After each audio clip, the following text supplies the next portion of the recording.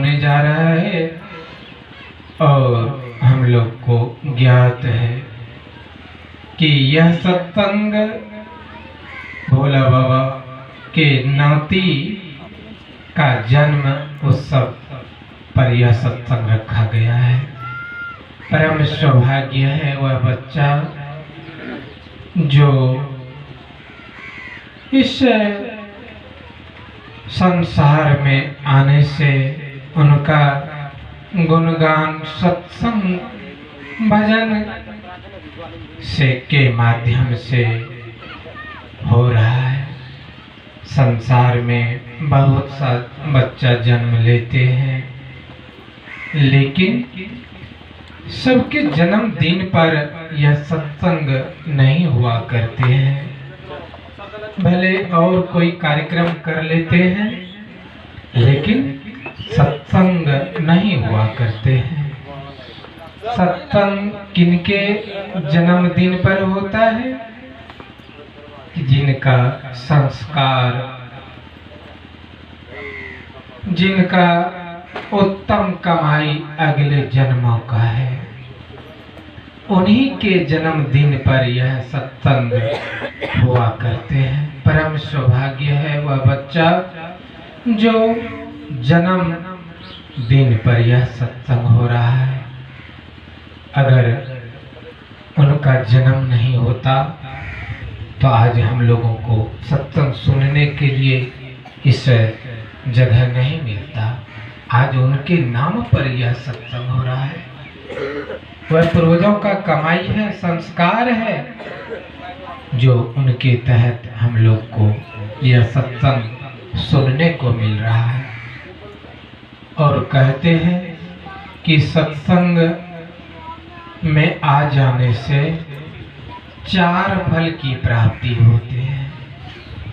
लोग कोई काम करने के लिए जाते हैं, एक काम करने के लिए जाते हैं, उनका आंसर उत्तर एक ही मिलता है।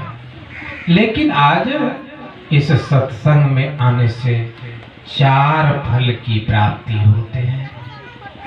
देखिए कितना बड़ा सर्वप्रथम हम लोगों ने सत्संग की महिमा को जानने के लिए आते हैं और कितना आदर पूर्वक से गृहपति आदर करते हैं कि पैर धोने के लिए आपको पानी देते हैं, बैठने के लिए बिछावन देते हैं, हवा के लिए पंखा चलाते हैं, आवाज के लिए बाजा लगाते हैं और सत्संग भजन आपको सुनाते हैं।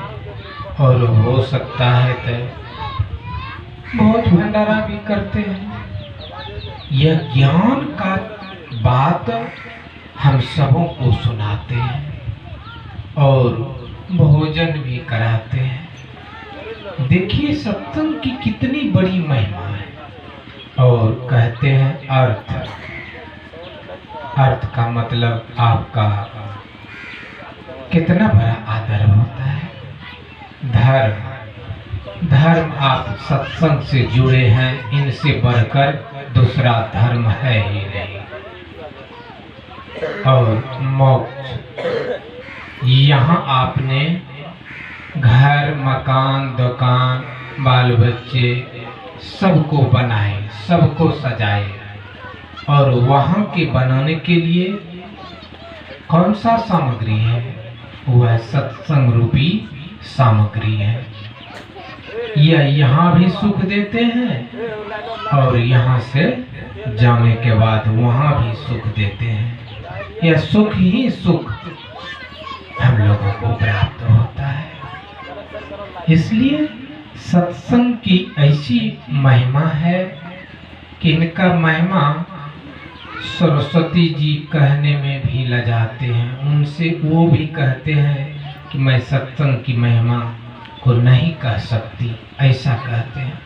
हम लोग संसार में कहते हैं सरस्वती माता ज्ञानवर्धक माता है, कहते हैं सरस्वती मैया विद्या देने वाली है। और वह कहते हैं कि सत्संग की महिमा का बखान मैं नहीं कर पाऊंगी। अब देखा जाए कितना बड़ा गूढ़ रहस्य सत्संग में है, और वह रहस्य हम लोगों को सहज ही प्राप्त हुआ है। और प्राप्त कैसे हुआ? परम सौभाग्य हुआ बच्चा उनके तहत प्राप्त हो रहा है। इसलिए हम लोगों को सत्संग में आना चाहिए। नित्य प्रति सत्संग कर ले प्यारा, तेरा कार्य सरे सारा। जिन्होंने युक्ति जानकर वह सुमरन ध्यान करने लग जाते हैं, उनका कोई काम रुकता नहीं है, सब काम अपने आप होने लगता है।